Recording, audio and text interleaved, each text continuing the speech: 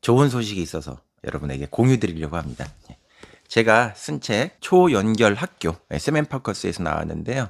이 책이 국립중앙도서관 사서들이 뽑은 6월의 책으로 선정되었다는 얘기를 들었습니다. 성원에 감사드립니다. 물론 책이 얼마나 많이 팔렸는지는 별개로 소중한 책으로 이렇게 인정해 주셨다는 게 더 기쁘고 감사한 일이긴 하죠. 이 책이 출판되기 바로 직전에 계엄 사태가 터지면서 광고하기도 어렵고 지금 수개월이 되었지만 아직 변변한 출판 기념회도 하지 못하고 선거에 이르게 되는 시기가 되었습니다. 이제 시대가 전환될 시기가 되니까 책에 대한 반응이 오기 시작해요. 이 초연결 학교가 가지고 있는 내용은 말 그대로 이 초연결성에 대한 거예요. 이건 그냥 IT 교육, IT에서 얘기하고 있는 그런 초연결 뭐 그런 게 아니고요. 미래 학교라고 한다면 미래라는 말과 학교라는 말이 붙어 있잖아요. 그러니까 미래를 준비하고 미래에 대응하는 것이 미래 학교인데 보통 우리가 미래 학교라고 하면은 어떤 기술적인 거, 테크놀로지와 관련된 뭔가를 준비해야 되는 게 미래 학교라고 생각하지만 그거는 미래를 이루는 삶의 한 부분이고 또 교육이 이루려고 하는 궁극적인 목표가 아니라 부분적인 수단에 불과하거든요.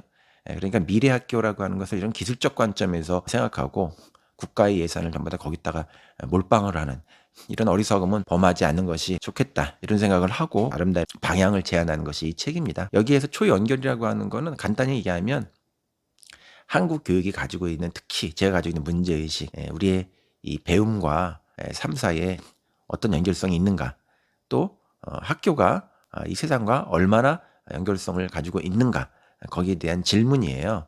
최초에 학교를 만들었던 사람들 중에서 아리스토텔레스라는 분이 계시죠. 학문의 분류, 분과, 체계를 그냥 아예 만든 사람이라고도 할 수 있는데 이 아리스토텔레스가 만든 리케이움이라는 학교가 있어요. 인류가 만든 최초의 체계적인 학교 중에 하나죠. 이 아리스토텔레스는 인간이 이 세상에 태어난다라고 하는 게 어떤 목적을 가지고 있다고 생각을 했어요. 인간은 어떤 목적을 타고났느냐? 행복을 실현하기 위해서 인간이 태어난 것이다 이렇게 생각을 합니다. 여기서 행복이라고 하는 거는 어떤 감정적인 상태를 얘기하는 것이 아니라 인간이 좋은 삶을 성취하는 어떤 객관적 상태를 얘기해요. 아리스토텔레스적 관점에서 그리고 그리스적 관점에서 좋은 삶이라고 하는 거는 에우다이모니아라고 불렀는데 이게 이제 행복이라는 말로 번역된 것이거든요. 이 에우다이모니아가 가지고 있는 의미는 직역하면 신적인 삶을 얘기해요. 신적인 삶을 실현하는 것 그게 바로 인간의 목표다.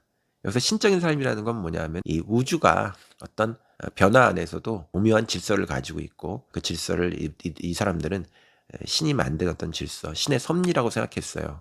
기독교적으로 인격적으로 생각하는 그런 신이라고 생각하실 필요는 없고 큰 어떤 진리 같은 것인데 우주에 스며 있는 질서, 섭리 이것을 인간이 수용하고 그것을 각성함으로써 우주의 일부로서 그런 우주적인 삶의 이 세상에도 구현하는 거 그게 바로 행복이라고 생각했습니다. 자기 삶에서도 그것을 실현시키고요. 그것은 그냥 실현되는 것이 아니고 노력이 필요하다. 그 섭리를 훈련하는 방법은 바로 지성적인 것, 이성적인 삶을 우리가 훈련하는 것이고 인간 안에 있는 탁월한 어떤 훈련시켜서 그 훈련된 방식으로 이 세상을 살아가는 것이다. 즉 동물적으로 살지 않는 것 이것이 바로 신적인 삶의 실현, 행복한 삶이라고 생각을 했습니다. 특히 아리스토텔레스는 그런 이성적인 삶, 탁월한 품성이라고 하는 게 그냥 만들어지는 것이 아니고 훈련돼야 된다라고 봤고 그것을 실현시키는 것이 바로 이제 학교라고 봤어요. 그 자신이 학교를 만들었고 학문 체계를 만든 사람이기도 하죠. 그런데 이런 신적인 삶을 실현시키는 데 있어서 실천적인 지혜가 필요하다고 봅니다. 여기서 실천적 지혜는 실용적인 것하고는 달라요. 실용적인 거는 그야말로 도구적인 것이죠. 실천적인 것은 그런 도구적인 것을 넘어서서 어떤 가치지향적인 것을 품고 있어요. 그래서 더 좋은 삶을 추구하는 것이지 그냥 생존 자체를 추구하는 거. 그럼 뭐 동물하고 다른 것이 없는 거죠. 그래서 인간은 그런 실천적인 지혜를 추구해야 된다. 이렇게 본 것이 바로 아리스토텔레스가 생각하는 좋은 삶에 대한 추구이고 학교의 목표이기도 했을 것입니다.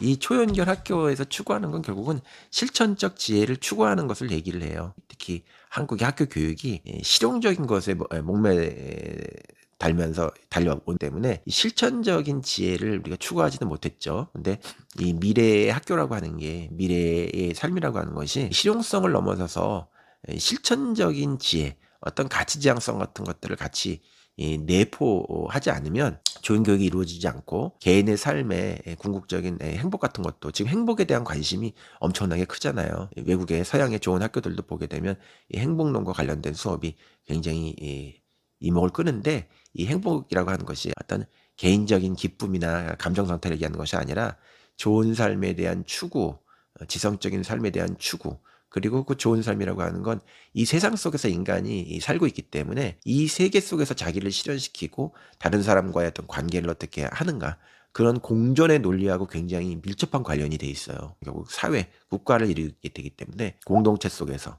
나아가 이 지구 사회에서 어떻게 공존의 삶을 살아갈 수 있을 것인가 라고 하는 문제에 직결돼 있죠. 특히 이제는 이것이 인간의 문제를 넘어서 지구를 이루고 있는 다양한 어떤 생명체들과의 관계, 생명체 뿐만 아니라 무기물, 유기물, 이 존재 전체와의 관계를 잘 생각하지 않으면 인간의 삶도 생존조차도 유지될 수 없는 그런 이미 임박해 있기 때문에, 그것을 준비하는 것이야말로 미래학교다라고 하는 그런 관점을 가지고 있어요. 이런 관점은 근데 저의 특이한 관점이라기보다는 제가 근한 10년 동안 대학 안에 있다가 대학 바깥으로 또 나가서 또 그 경계 안에서 다양한 외국의 교육기관, 예술기관, 한국의 대기업, 중등학교, 다양한 경험 같은 것들을 제가 해보고 또 크고 작은 프로젝트를 제가 해왔거든요.